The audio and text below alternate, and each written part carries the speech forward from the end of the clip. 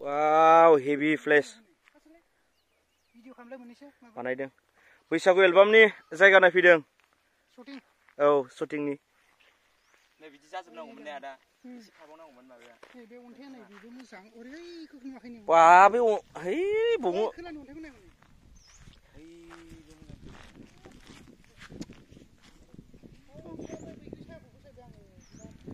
नोंहालाय नैबेनिफ्राय खेबख्लाय जायो नै ओरैनिफ्राय जेनेबा नोंसोरखौ लाबायदों आं नैलाय बेवहायबो मोनसे खेबख्लाय जाबावो नै जायगाखौ बेकग्राउन्डखौ बिराद मोजां नुबाय ना औ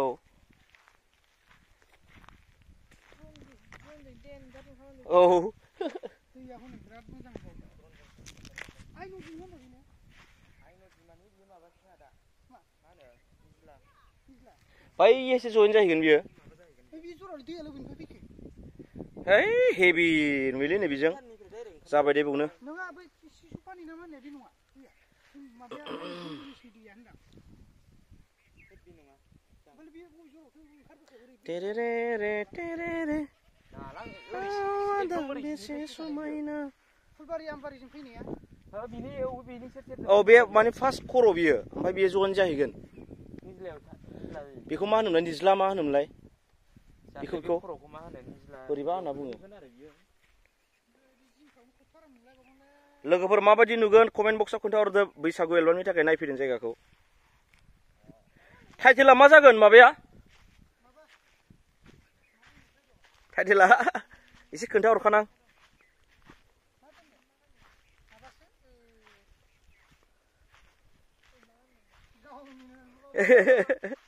बावबाय नै बावदों र' गोसोखांदों नामखौ खोन्थादोब्रा सिंगारखौ औ ओइ सिंगारा बे बैसागु होनना खनग्राया सुनिला बसुमतारी हाय नुदो एसे बयबो नायलायदो औ फैगासिनो दं लकेसना माबायदि नायलाय बिराद मोजांखा लकेसना सोमखोर मिथिंगा अ सोमखोर मिथिंगा नुदो टाइटेला औ सोमखोर आं हेभि नुदों खिन्थु ओरैजाय माबासिनखौ ओरैजाय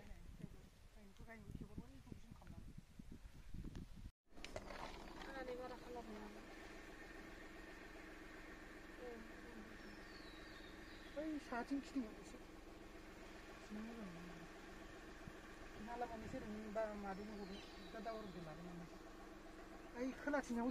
साहा बागान नामासो होनबावगोन दे बेखौ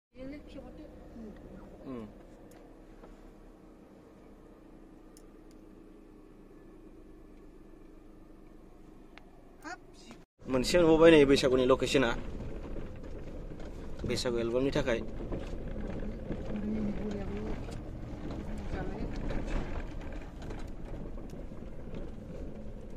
एकदम बिराद सलिड नुखायो नै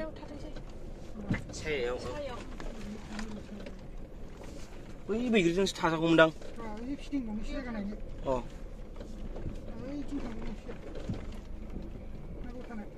जायोलै बे बिराद कालारफुल नुगोन सयथिनोबो औ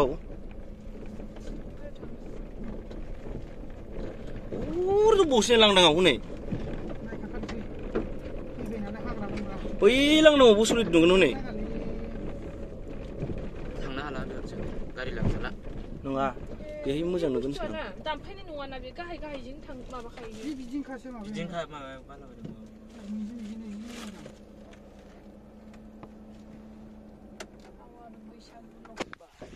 वाव हेभि लकेसनखौ मोनफैबायलै जों दा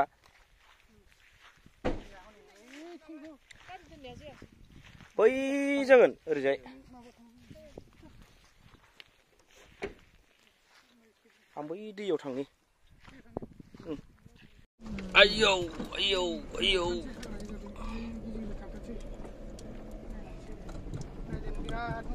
हे ड्रनजों बरिया नुगोन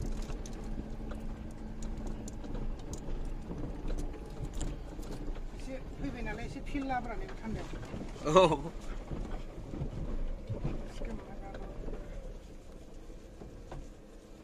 औ